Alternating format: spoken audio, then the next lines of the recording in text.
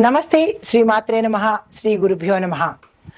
ఖగోళ శాస్త్రంలో మనం ఎప్పుడూ చెప్పుకుంటున్నట్టే ప్రతి నెల, ప్రతి రోజులకు లేదంటే ప్రతి సంవత్సరము ఇలాగా గ్రహాలు తమ తమ దిశలో ప్రయాణాలు చేస్తుంటాయి. అయితే మనం ఇక్కడ తీసుకునేది ప్రతి నెల ఏ ఏ గ్రహాలు ఎట్లాంటి ఫలితాన్ని ఇస్తున్నాయి, వాటి యొక్క సంచార వివరాలు ఏమిటి, ఏ ఏ గ్రహాలు ఎన్నెన్ని సార్లు తిరోగమనంలో పెడుతున్నాయి, లేదా వక్రగతిలో పెడుతున్నాయి, లేదా సక్రమంగా పెడుతున్నాయి, ఇలాంటివన్నీ మనకి పంచాంగం ప్రకారము ఖగోళ శాస్త్రంలో నిక్షిప్తం చేసి ఉంచారు మన పంచాంగకర్తలు. దాన్ని మనము ఇప్పుడు మాసానికి అనుగుణంగా, వారాలకి అనుగుణంగా మనం ఏం చేస్తూ ఉంటామంటే ప్రజలకు తెలియపరచడం కోసము ఈ గ్రహాల సంచారం వల్ల ఎట్లాంటి ఉపయోగాలు ఉంటాయి, ఏమేమి పనులు చేసుకోవాలి, ఏమి పనులు చెయ్యకూడదు అనే విషయాలను మనము ఇప్పుడు ప్రస్తావించుకుందాము. అయితే ఈ మే నెలలో ప్రత్యేకించి చాలా గ్రహాలు అటు ఇటు తిరగడము, కొన్ని గ్రహాలు కలుసుకోవడము, ఈ వాటి ఫలితాలు ఆయా రాసుల వారికి, దేశానికి, అందరికీ వర్తింపచేసే, ఈవెన్ వాతావరణానికి కూడా వర్తింపచేసేటట్టుగా ఉండబోతూ ఉంటాయి. అయితే మనుషులు ఒక్కటే కాదు ఈ గ్రహాల వల్ల బాధపడేది. దేశ ఆర్థిక పరిస్థితి, రక్షణ విభాగము, న్యాయ విభాగము, పశుపక్ష్యాదులు, వాతావరణము, ఇలా ప్రతి ఒక్కటి కూడా ఇంపాక్ట్ పడుతుందన్నమాట. అంటే వాటి యొక్క ప్రభావము పడుతూ ఉంటుంది. అలాంటి సందర్భంలో ఇప్పుడు మనకి మే నెలలో నక్కను తొక్కే రాసులంట.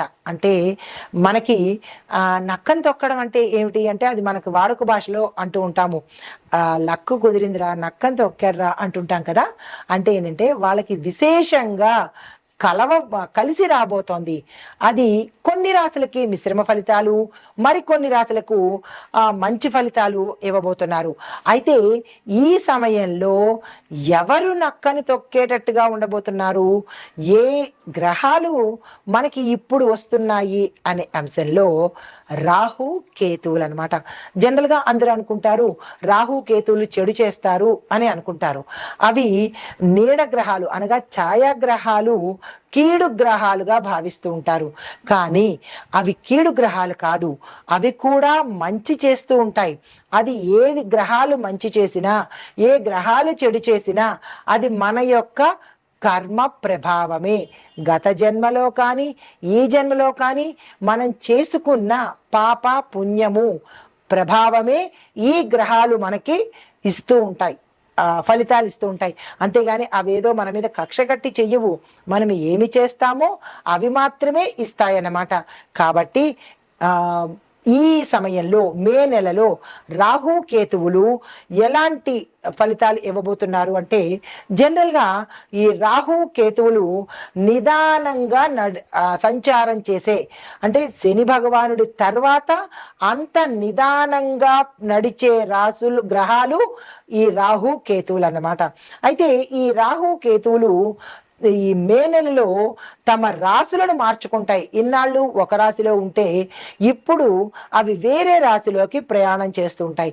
ఆ ప్రయాణ క్రమంలో ఎలాంటి ఫలితాలు ఇవ్వబోతున్నారు అనేది ఇప్పుడు మనం కూలంకషంగా తెలుసుకుందాము. అయితే మే 18 నుంచి మీనరాశిలోకి రాహువు, అంటే రాహువు మే 18న మీనం నుంచి కుంభంలోకి అంటే వెనక్కి వెడుతున్నాడు అన్నమాట. కేతువు ఏం చేస్తున్నాడు, కన్యా రాశి నుంచి సింహరాశిలోకి ప్రయాణం చేస్తున్నాడు. అయితే ఈ ప్రయాణ ఫలితంగా మనకి ఎలాంటి పరిస్థితులు ఉండబోతున్నాయి, దీంతో పాటు ఏ ఏ రంగాల వాళ్లకు దేశ కాలమాన పరిస్థితులు ఎలా ఉండబోతున్నాయి అనేది ఇప్పుడు మీకు వివరంగా తెలియపరుస్తాను. అయితే ఈ ప్రభావము మనకు విద్యా సంస్థల మీద, అంటే విద్య మీద ఎలాంటి ప్రభావం చూపిస్తోందంటే, దీని కారణంగా విద్యా వ్యవస్థ ఎక్కువగా ప్రభావితమయ్యి సాంకేతిక పరిజ్ఞానం మీద దృష్టి పెట్టేటట్టుగా ఉండబోతోంది. తరువాత ఉద్యోగ రంగం చూసినట్టయితే కనుక సాంకేతిక రంగాలలో ఎక్కువగా ఉద్యోగ అవకాశాలు పెరిగే దిశ కనబడుతోంది. ప్రభుత్వ రంగాలలో ఉద్యోగ నియామకాలు కూడా అంటే గవర్నమెంట్ జాబ్స్, ఇటు టెక్నికల్ గా జాబ్స్ ప్రైవేట్ పరంగాను గవర్నమెంట్ పరంగాను ఉండబోతున్నాయి. ఇది చాలా మంచి విశేషము. దీంతో పాటుగా వ్యాపార సంస్థలకు ఎలా ఉండబోతోంది అంటే కనుక ఈ మార్పుల ఆధారితంగా వ్యవసాయానికి సంబంధించినటువంటి వ్యాపారాలు ఎవరైతే చేస్తున్నారో వారికి విశేషంగా అభివృద్ధి దిశలో ఉండబోతున్నారు. అయితే తర్వాత వ్యవసాయంగా చూసినట్టయితే ఈ రాహు కేతువుల యొక్క ప్రభావం వల్ల చిరుధాన్యాల సాగు చాలా బాగా ఉంటుంది. దీనితో పాటు సేంద్రియ వ్యవసాయం లాంటి పద్ధతులు ఉపయోగిస్తే కనుక విశేషమైన పంటలు పండి రైతులకు చేతి నిండా ధనము, చేతి నిండా పని ఉండేలాగా ఈ రాహు కేతువులు అందివ్వబోతున్నారు. అయితే దేశ ఆర్థిక పరిస్థితి ఎలా ఉండబోతోంది ఈ సమయంలో అంటే కనుక వ్యవసాయ రంగంలో పెట్టుబడులు పెట్టేందుకు అవకాశాలు ఏర్పడతాయి. ప్రభుత్వ ప్రైవేటు భాగస్వామ్యాలు పెరిగే అవకాశం కూడా ఎక్కువగా ఈ సమయంలో కనబడుతోంది. అయితే దీనికి మరి మనం ఏం చేయాలి అంటే స్థిరమైన ఆర్థిక విధానాలను అనుసరించాలి. అంటే మాట మాటికి మారే విధానాలు కాకుండా ఒక కాంక్రీట్ విధానాల్ని తప్పనిసరిగా ఒక సిస్టమ్ ని మనం పాటించాలి. వ్యవసాయ రంగానికి తప్పనిసరిగా మద్దతు మన దేశ పరిస్థితులు కల్పించాలి. మన నాయకులు కానీ దేశ పరిస్థితులు కానీ వ్యవసాయానికి పెద్దపీట వేసి దానికి సంబంధించినటువంటి మౌలిక సదుపాయాలు, మద్దతుని, సపోర్టుని ఇవ్వాలి.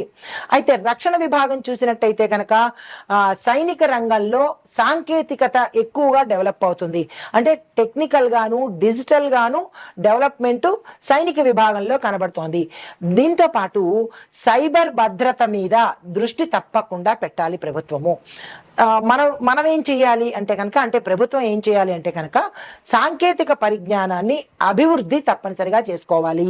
దీంతో పాటు సైబర్ భద్రతా చర్యలు తప్పనిసరిగా తీసుకోవాలి. ఎక్కడ చూసినా డే బై డే సైబర్ నేరాలు ఎక్కువైపోతున్నాయి. ప్రజలకి మొబైల్ పట్టుకోవాలంటేనే భయం వేసేటట్టుగాను అది ఒక వెపన్ గా కనబడుతోంది. మాట్లాడాలన్నా భయం వేస్తోంది, ఒక ఏదైనా ట్రాన్సాక్షన్ చేయాలన్నా భయం వేస్తోంది. ఇంత భయానికి మొబైల్ వల్ల అంటే టెక్నాలజీ పరంగా పెడుతున్నాం కాబట్టి అట్లాంటి భయాన్ని ప్రజల నుంచి దూరం చేసేందుకు ఈ స్కామర్లని అరికట్టేందుకు ప్రభుత్వము నిర్ణయాలను తీసుకునే దిశ ఈ సమయంలో కనబడుతుంది. తర్వాత న్యాయపరంగా ఎలా ఉండబోతోంది అంటే కనుక న్యాయ వ్యవస్థలో డిజిటలైజేషన్ ఎక్కువగా మెరుగుపడుతుంది. న్యాయ సేవలు కూడా ప్రతి ఒక్కళ్ళకి అందుబాటులోకి వస్తాయి. అయితే దానికి మనం ఏం చేయాలి? మనము అంటే ప్రజలు అంటే ప్రభుత్వము న్యాయ వ్యవస్థను తప్పనిసరిగా డిజిటలైజేషన్ చేసేందుకు సహాయం చేయాలి. రెండో పాయింట్, న్యాయ సేవలు ప్రజలకు అందుబాటులోకి రావాలి. సామాన్యుడికి న్యాయము అస్సలు అందుబాటులోకి రావట్లేదు. చాలా మంది న్యాయ వ్యవస్థల్లోనే అన్యాయానికి గురవుతున్నారు. ఇది పక్కా సత్యము. ఎందుకు అంటే అక్కడ న్యాయం అనేది కనబట్టలేదు. అక్కడ వాళ్ళకే న్యాయం కనబడినప్పుడు ఇంకా సామాన్య ప్రజలకి న్యాయం ఎక్కడి నుంచి వస్తుంది? కాబట్టి న్యాయం అనేది ప్రతి ఒక్కళ్ళకి అందుబాటులోకి రావలసిన ప్రయత్నాలు ప్రభుత్వం తప్పనిసరిగా తీసుకోవాలి, తీసుకుంటుంది కూడా. ఎందుకు అంటే అట్లాంటి పరిణామాలు మనకి రాహుకేతులో తిరోగమన దశలో అలాంటి మార్పులు కూడా మనకి గోచరిస్తాయి. అయితే రాజకీయ పరంగా ఎలా ఉండబోతోంది అంటే కనుక కొన్ని రాజకీయాల్లో కొత్త మార్పులు చేర్పులు జరగబోతున్నాయి. కొత్త నాయకత్వము ఎదగబోతోంది. ప్రజల సమస్య మీద ఇప్పుడు ప్రభుత్వం ఏం చేయాలి? ప్రజల సమస్య మీద దృష్టి పెట్టాలి. దీంతో పాటు ప్రజల సమస్యలు సత్వరమే పరిష్కారం అయ్యేటట్టుగా చర్యలు తీసుకోవాలి. స్వచ్ఛమైన పాలనను ప్రజలకు అందించే ఏర్పాట్లు ప్రభుత్వం తీసుకోవాలి. ఇది న్యాయపరంగా. అయితే రాజకీయ పరంగా మరి వాతావరణ పరంగా ఎలా ఉండబోతోంది అంటే కనుక వాతావరణంలో తీవ్రమైన మార్పులు చోటు చేసుకుంటున్నాయి. అత్యధిక ఉష్ణోగ్రతలు, అత్యధిక గాలులు, ఉపద్రవాలు, తుఫాన్లు, తర్వాత భూకంపాలు, ఇలాగా ప్రతి క్షణము ఉత్కంఠతతో ఏది ఎండ ఎక్కువ ఉంటుందా, వర్షం వస్తుందా తెలియలేని పరిస్థితిలో వాతావరణం ఉండబోతోంది. మరి దీనికి మనం ఏం చేయాలి అంటే కనుక ఇది ప్రజలు చేసే పని. పర్యావరణ పరిరక్షణ ప్రతి మనిషి తీసుకోవాలి. ఇది ప్రభుత్వం మీద నెట్టేయడం కాకుండా మనకి మనమే తీసుకోవాలి. అన్ని ప్రభుత్వం మీద నెట్టేయకుండా మనం ఏం చేయాలి అంటే కనుక ప్రతి ఒక్కళ్ళు 10 మొక్కలైనా ఖాళీ జాగాల్లో నాటే ప్రయత్నంగాను ఒక ఉద్యమంగాను పెట్టుకున్నట్టయితే ఈ వాతావరణం నుంచి కనీసం కొన్ని రోజుల్లోనో కొన్ని సంవత్సరాల్లోనో ఈ పరిణామాలు తట్టుకునేందుకు అవకాశం ఉంటుంది. కాబట్టి ఇది ప్రజలు మాత్రమే చెయ్యాలి. ప్రతి ఒక్కళ్ళు కంకణం కట్టుకొని మొక్కలు నాటే ప్రయత్నం తప్పనిసరిగా చేయాలి. మొక్కలు కట్ చేయడం ఈజీ, కానీ నాటి అవి ఎదగడానికి సంవత్సరాలు పడుతుంది. కాబట్టి కనీసం ఎప్పటి నుంచైనా ఆ ప్రయత్నం ప్రతి ఒక్క మనిషి బాధ్యతగా తీసుకుని చేయాలి. అయితే పునరుత్పాదక ఇంధనాలను వినియోగించుకోవాలి. అంటే ఎక్కువగా అదే ఇంధనాలను మనము వాడేటట్టుగా, కొత్తగా కాకుండా పునరుత్పత్తి దాని నుంచి ఇంకొకటి చేసేటట్టుగా అలాంటి ఇంధనాలను మనం కనుక వాడినట్టయితే కొంత సానుకూలమైన ఫలితాలు పొందుతాము.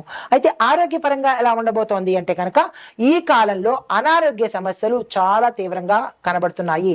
వడదెబ్బలు తగలడము, ప్రజలు చనిపోవడము, అతివృష్టి తుఫాన్ల వల్ల చనిపోవడము, భూకంపాల వల్ల చనిపోవడము, అంటే ప్రజా నష్టము చాలా ఎక్కువగా ఈ సమయంలో గోచరిస్తోంది.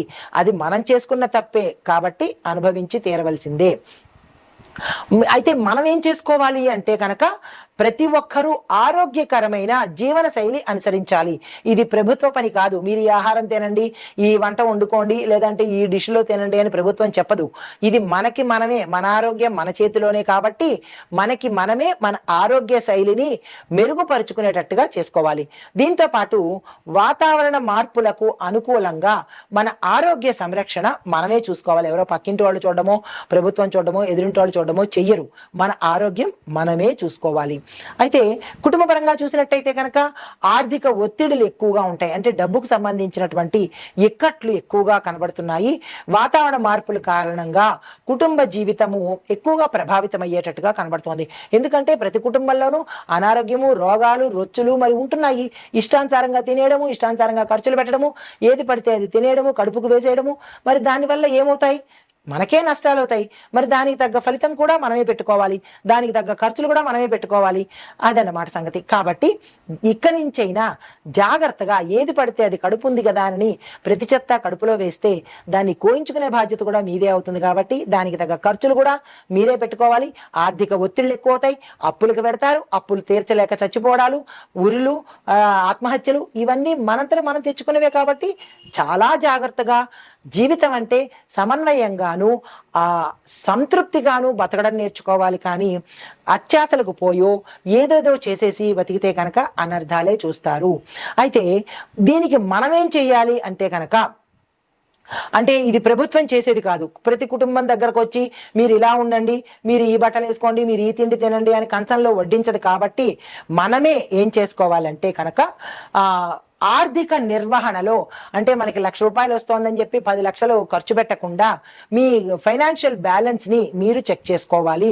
దీంతో పాటు కుటుంబంలో సహాయ సహకారాలు ఒకరి మాట ఒకరు వినేటట్టుగాను చూసుకున్నట్టయితే ఇది ప్రభుత్వం పని కాదు, మన పనే గుర్తుపెట్టుకోండి. మీ ఖర్చులను తగ్గించుకునే ప్రయత్నం చేయండి. వాళ్ళు కారు కొన్నారని మనం హెలికాప్టర్ కొనడమో, వాళ్ళు హెలికాప్టర్ కొన్నారని మనం ఇంకో జట్టు కొనడమో ఇలాంటివి కాకుండా మనకి ఏది అవసరమో అది మాత్రమే కొనుక్కున్నట్టయితే ఖర్చులు కంట్రోల్లో ఉంటాయి. ఇవి మనకి కాలమానంగా ఈ రాహుకేతుల యొక్క సంచారం వల్ల జరిగే పరిణామాలు చెప్పుకున్నాము. తరువాత మేషాది ద్వాదశ రాశుల వారికి ఎలా ఉండబోతోంది, సమగ్ర వివరణ ఏంటి అనేది తెలుసుకుందాం. రాశి మకర రాశి. ఈ రాశిలో రాహువు కర్కాటకంలోను, కేతువు మీ రాశిలోనే సంచారం చేస్తున్నాడు, అనగా మకర రాశిలోనే సంచారం చేస్తున్నాడు. ఈ సంచార ఫలితాలు విద్యార్థులకు కష్టపడి చదవాలి, కష్టం ఈజ్ ఈక్వల్ టు రిజల్ట్ అలాగే ఉంటుంది. కాబట్టి మీరు డిప్రెషన్లోకి వెళ్లకుండా జాగ్రత్తలు తీసుకుని కష్టపడి చదివితే మీరు అనుకున్న గోల్ని రీచ్ అవ్వగలుగుతారు. చేయగలుగుతారు. ఉద్యోగస్తులకు చూసుకున్నట్టయితే విపరీతమైన ఒత్తిడి పెరుగుతుంది, టెన్షన్స్ పెరుగుతాయి, టార్గెట్స్ కూడా పెరిగి మిమ్మల్ని గందరగోళ పరిస్థితిలోకి తీసుకెళ్లడము, ఉద్యోగం మానేయాలా వద్దా అన్న స్థితికి తీసుకెళ్లేటట్టుగా గోచరిస్తోంది. జాగ్రత్తలు తీసుకోండి. వ్యాపార పరంగా చూసినట్టయితే పాత పెట్టుబడులు అంటే మీరు గతంలో పెట్టిన పెట్టుబడులకు ఈ సమయంలో విశేషమైన లాభాలు మీరు చేతికి అందుకోబోతున్నారు. వ్యవసాయదారులకు చూసుకున్నట్టయితే కనుక మీ వ్యవసాయ పరికరాలను మార్చుకోవడం తప్పనిసరి. ఆ ప్రయత్నాలు ఈ సమయంలో చేసుకోండి. ఆర్థిక పరంగా చూస్తున్నట్టయితే స్టేబుల్ గా ఉంటుంది, అంటే స్థిరత్వం కలిగి ఉంటుంది అనమాట. ప్రత్యేకంగా హెచ్చు ఉండదు, తగ్గు ఉండదు, సాచురేటెడ్ గా అంటే ఒక స్థిరమైన పద్ధతిలో పెడుతుంటుంది. ఆరోగ్యపరంగా చూసుకున్నట్టయితే శ్వాసకు సంబంధించినటువంటి సమస్యలు వచ్చే అవకాశం ఉంది, జాగ్రత్తలు తీసుకోండి. మీకు చెప్పదగిన పరిహారము శనిగ్రహ పూజ చేసుకోండి, జపాలు చేసుకోండి, మంత్రాలు చదువుకోండి, ఆలయ దర్శనం తప్పనిసరిగా చేసుకునే ప్రయత్నం చేస్తే శనిగ్రహం యొక్క అనుగ్రహంతో పాటు రాహుకేతువుల యొక్క అనుగ్రహాన్ని కూడా సంపూర్ణంగా పొందే అవకాశం ఈ రాశిలో ఉండేవారికి కనబడుతోంది. ఇది ఈ రాశిలో ఉండేవారికి చెప్పదగిన గోచార రీత్యా ఫలితాలు, పరిహారాలు, సూచనలు. నమస్తే.